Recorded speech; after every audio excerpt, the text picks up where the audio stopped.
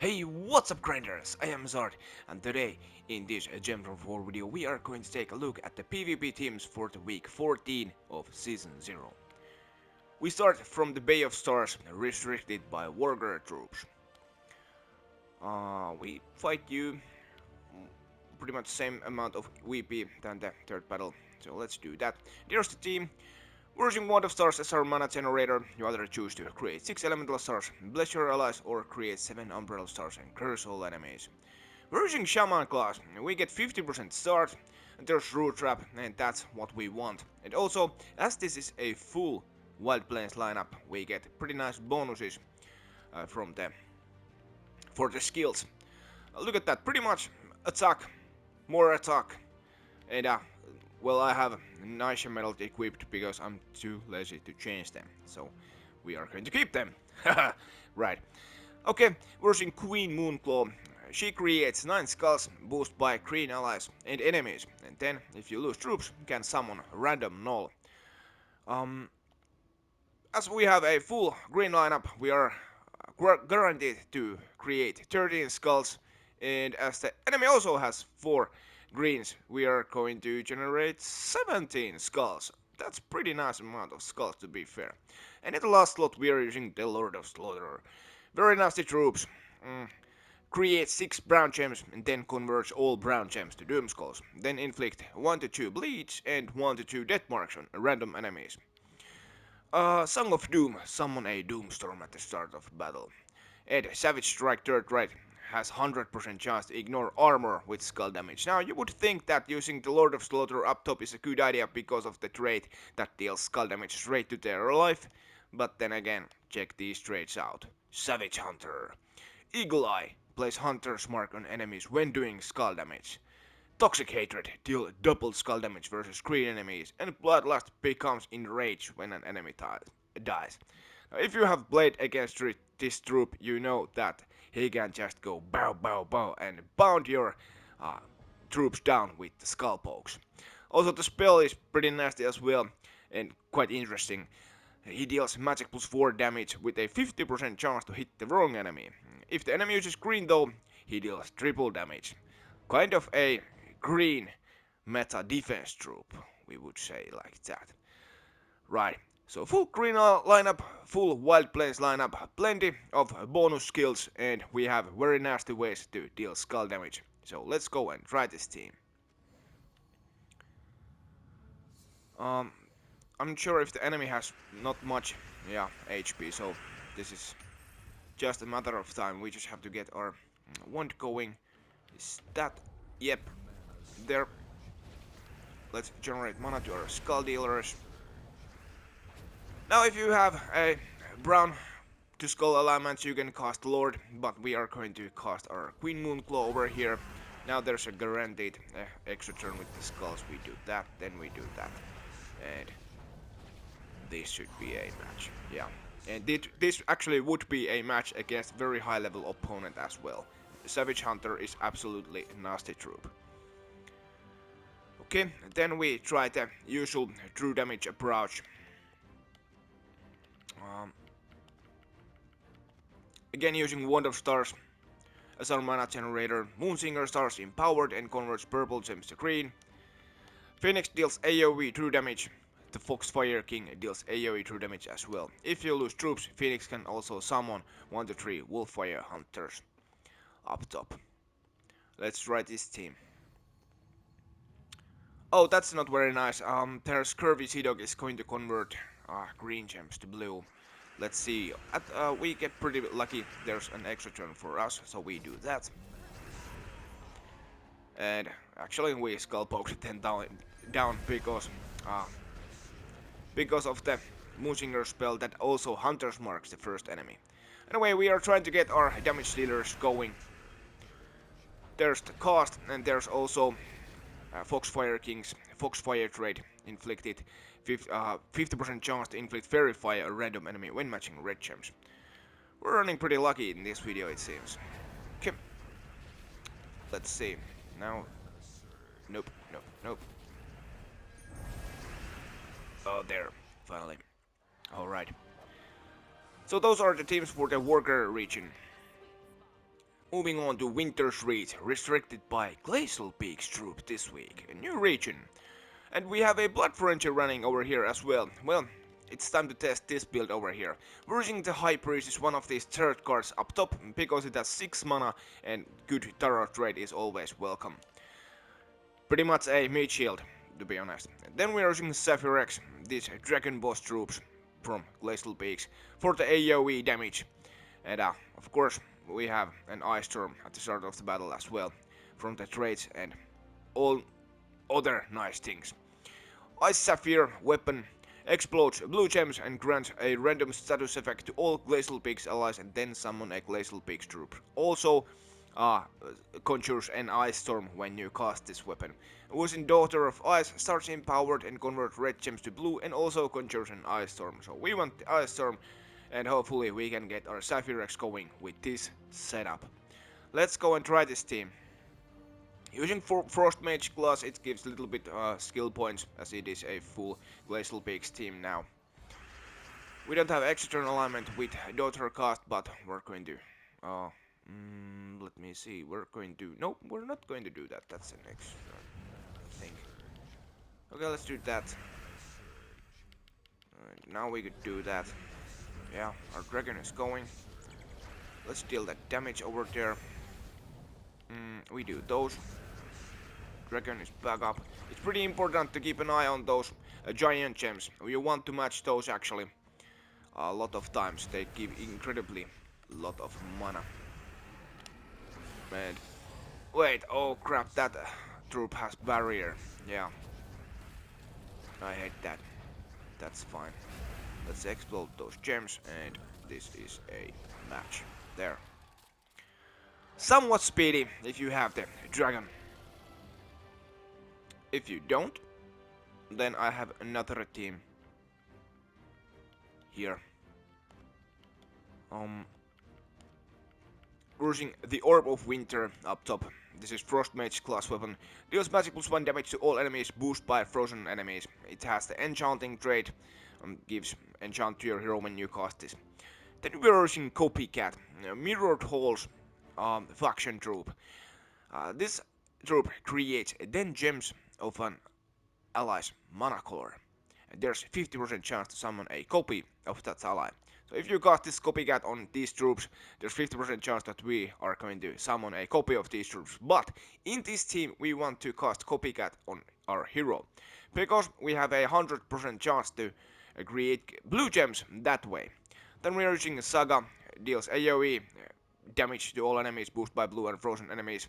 Also summons an Ice Storm at the start of the battle, and we're using Daughter of Ice to help things going, as she starts empowered and converts red gems to blue.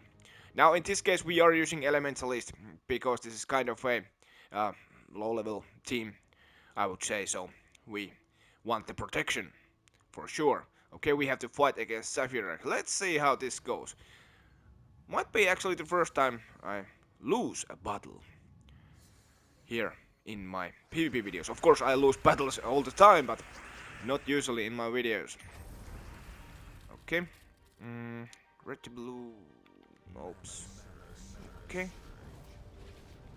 How about now? There's an extra turn. Nice, nice. Alright. Let's cast... Actually, we take that. We don't want the enemy to skull poke us. Let's do a spell cast over there. Now, let's cast... Actually, we want to cast our Saga first. Let's see. Only 11. Can we connect extra turn? We try. Think we failed, yes, and the dragon is going, not going very well. We're casting our daughter. Do a skull poke, and I think the dragon is going. Yeah, nice, nice. Okay, a little bit slow, but hey, that's how it goes sometimes. There, we didn't lose. Woohoo! Right, those are the teams for the Glacial Peaks. For sure, if you have the dragon, that's the way to go. And moving on to Aidania, restricted by green troops this week. The first team is Natureborn Hunter, Stellarex, Wand of Stars, Leprechaun. Let's try this quickly, using Archer class to increase the chances of an extra turn from Natureborn Hunter. Do they have a beast? Is that a beast? No, it's demon. Right. Anyway, we explode the board. Let's try to keep our turn. Work so far. Oh no, don't cost. Oh, pretty long battle. But there, finally. Right? Okay. The other team for this green region is this. I like this one. When we are using a Sense of Evil up top with Elementalist class, we are going to conjure Storm Aura, but as we are using String Fiddler in the second position, he is going to summon a Leaf Storm at the start of the battle. If we place the troops like this. String Fiddler, very nice troop, silence an enemy and then explodes gems of their mana colors and gain an extra turn.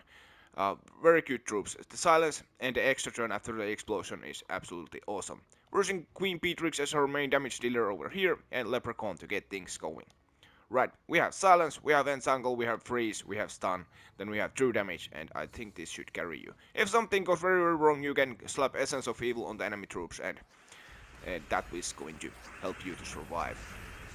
Of course, you take the extra turns, then you explode the board, and now we can start silencing the enemy. Remember though that if there is an impervious troop, immune to all status effect, devour, lycanthropy and manaborn, those cannot be silenced. And if there is an invulnerable troop, then those can't be done anything. Except though, this troop isn't traded. Huh, interesting. Wait. This is quite... Yeah, that's the first time I have ever seen a Doom silenced. Well, there's time for everything, I suppose. Amazing. Right. Anyway, the team works pretty nicely just if you get it going. Right. Moving on to Ancient Khet, restricted by monster troops this week. We're using Boxy Bok up top. Destroys gems and entangles a random enemy. It has the Tangle trait that inflicts entangle when doing skull damage, and also the Bark Skin trait reduces damage from skulls by 33%. In the second slot we are using Crimson Bat, it deals AoE true damage, and well, if you like, you could use this Crimson Bat up top, because of the Blood Sucking trait that deals a double skull damage to wounded enemies, and also double skull damage versus Divine. So as you deal the true damage, the enemies are wounded, and then you can deal the double skull damage, but I personally prefer to have Boxy up top, because it inflicts entangle when doing skull damage. Right. Then we are using Wand of Stars over here. You either choose to create Elemental Stars on Bless Allies or create 7 Umbrella Stars and Curse Hollow enemies. We're using Archer class to get Root Trap and Leaf Storm going. And Arachnia Weaver whips all enemies, then deals magic plus 5 true damage to the last 2 enemies, and if an enemy dies, he explodes 15 gems. Or she, I'm not sure. Impervious, Stealthy, and the Creeping Doom has 75% chance to summon a web spinner when an enemy dies. We go and try this team. I've used this before. I quite like this. We want to get our Boxy going. So match some greens. Okay, our team lineup is going to be shuffled anytime. Right there. And now we have Crimson Bat up top. Okay. Cool. Let's do that. And we could then just be done with this fight. If I get a cast in with my bat. There. Pretty speedy. And quite effective. I like that. Now, the other monster build for this week is like this. It's a Ruby team with silence and AoE true damage. Right. Let's go and try this one. I really like the Wand of Stars team better though, gotta say that. But sometimes you have to silence some enemies, so here's that kind of option. Green, green, green, there. Let's do that.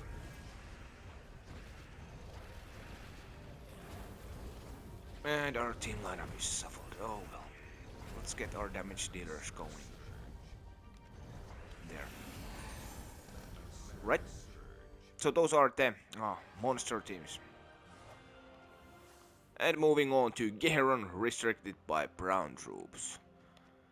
Here is my Stella team, versus Soothsayer to get our Wand of Stars going, and versus Magma Dragon for the Magma Storm trait that conjures a lava storm when my turn begins. That helps with the Wand and Stellarix cost, or keeping our turn after those costs. We pick a purple, and our wand is up. Let's cast there. Plenty of brown and red, maybe we can... Oh, that was a single shot. Right, okay, there. The other team is a Kraking team, it seems. Again, pretty useful team. Borky up top destroys magic +1 gems. We're using Mechanist class to give Bork 50% start. The Kraking, the PvP king, destroys all gems of chosen color. All enemies of that color take magic +9 true damage and are mana drained, silenced and frozen. King's Legion trait, all undead allies gain 2 armor and magic when matching extra turns. When we get Kraking up, we cast him and pick brown gems. Every enemy is going to be pretty much silenced unless they are immune to silence or freeze or just in general impervious or something like that. Wand of Stars backup mana generator, the Coast Queen gives 50% start to our Kraking. So we have 50% start to all troops and this should be okay match. We want to pick brown or blue to get Borky going. And I think we're going to do that. I'm just not paying attention or the cascades are bad. I'm not sure. Probably the first option. Alright. Now we are going. Let's cast that. Kraking. And we spam the board. And we cast Kraking on brown gems again. There. Nice little build. And moving on to Broken Lands, restricted by Orc troops once again. We're going to go and play this one for the old time's sake. Let's say that. First met Axelapper starts empowered, converts blue gems to red. Gornok creates 7 red and 7 brown gems, boosted by Orc allies with boost ratio 1-1 and summon an Orc troop. All Orc allies start with 50% mana, right? So that means Gornoks. And we're using the Ruby Macaque to deal the AoE true damage. Gornok feeds himself and the Ruby, and we're using Elementalist for the protection, and this is just going usually pretty fine. You just press buttons and good things happen. There's our alignment in the bottom. Let's do that. Then we cast our Gornok. And then we cast our Ruby. And Gornok or Ruby if it gets up. If it doesn't, then you cast Gornok. And this is a match there. Very nice with the Ruby Macaque. If you don't have the weapon, then we can try this kind of approach.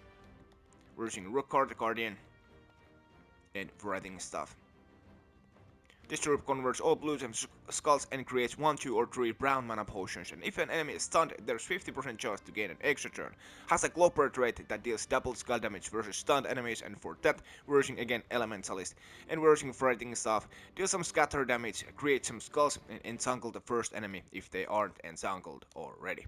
And again using Gornok for the brown gems and the red gems. You want to get your Gornok going in this case, and oh how lucky. Let's do that. Alright, yellows go to the Gornok. Okay, what do we do then? I suppose we could try our luck and cast our Wargare the Guardian there. Yeah, very nice cascade. Those mana potions are very nice. Then we are going to create some skulls. Okay. Then we cast our Wargare and writing stuff. And that's a match. Yeah, right, just like that. It works just fine, man. Then we move on to the Summer Isle, restricted by Suncrest Nopes. Wow, Goblin troops! Check that out! We can use some Goblins. The first team is here, String Fiddler, we talked about String Fiddler already, and then we are using Fundingas that explodes purple gems and can summon a giant toadstool or explodestool. Then we are using the Ruby Macaque. We're using Frost Mage class. It has 25% chance to freeze a random enemy when an ally casts a spell. Okay, and as we are using goblins, we have extra turns after a cast, so we really want to freeze the enemies. And we have 50% start as well.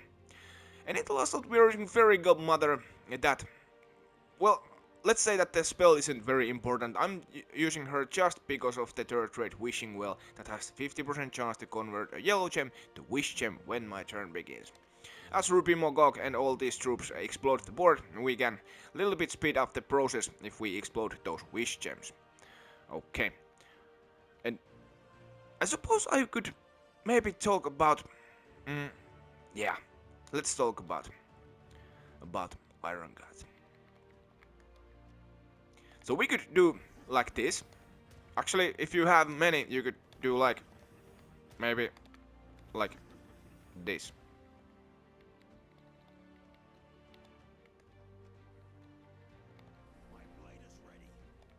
And now, if you enter the battle with this low attack, the devours are going to be pain. However,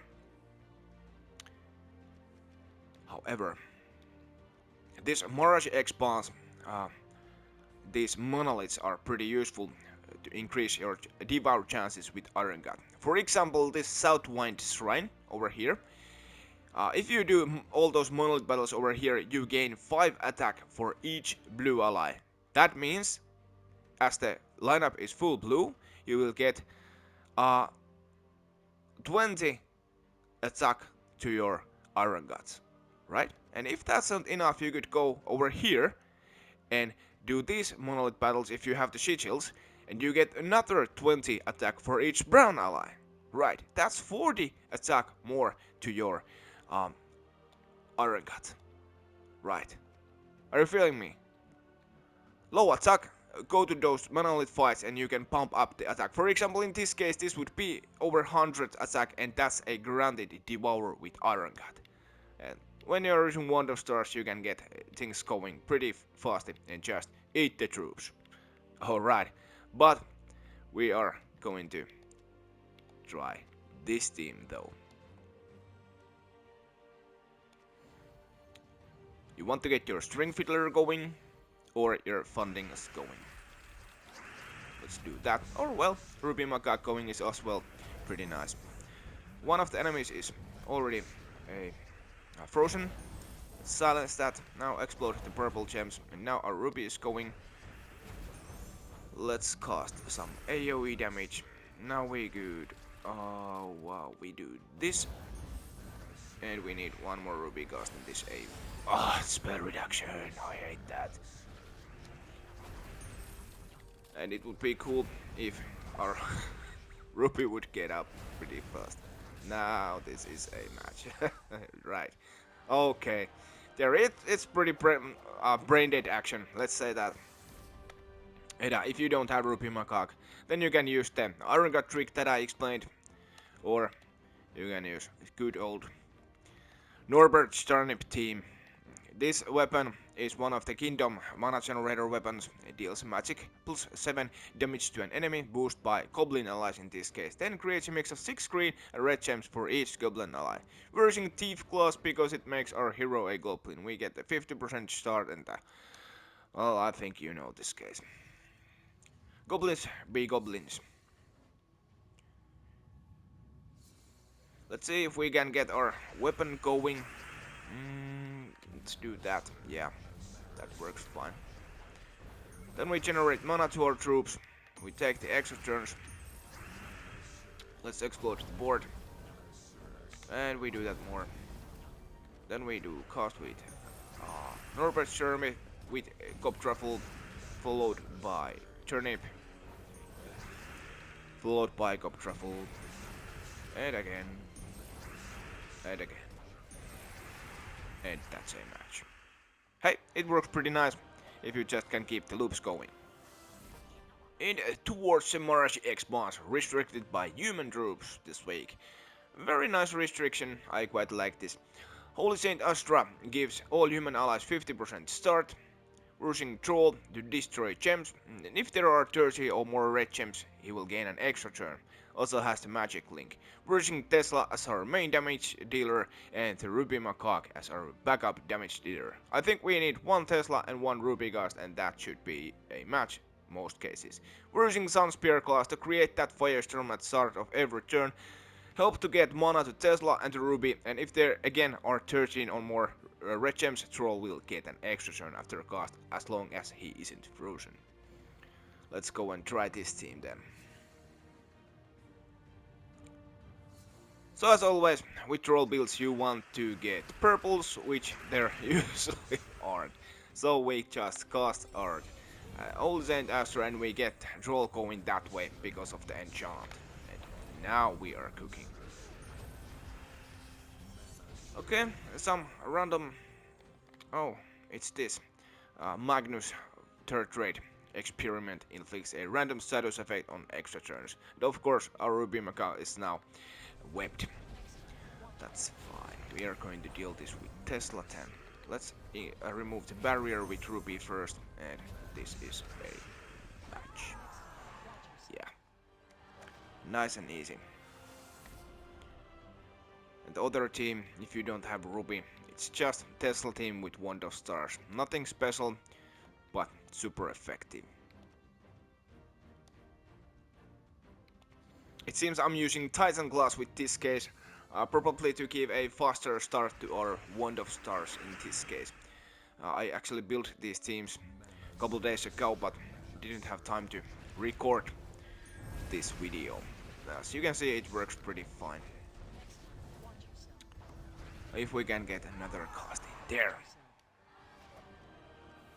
And the last region, Southwild, is restricted by purple troops. We are going to fight core attack with Stella team. We aren't. It's just nonsense. You know how it goes. But we're using pretty much the same team with the Kraking though. Troll, the Kraking, Wand of Stars, Leprechaun. In this case, we are doing the same thing as in the brown region. When we get our Kraking going, we are going to pick purple gems. Let's explode the board. Silence enemies. You can use Troll or Wand of Stars to get Kraking back going. Purples. Oh, this is a Blood Frenzy region. I was wondering why they aren't dead already. Right. But I think now they are. There. It works fine. If you want even more protection, you can use Elementalist class and it's going to work just fine. That's about it, hey. Those are my teams for this week. The usual stuff, hey. Comment, like, subscribe if you haven't already. Has us off. Peace out.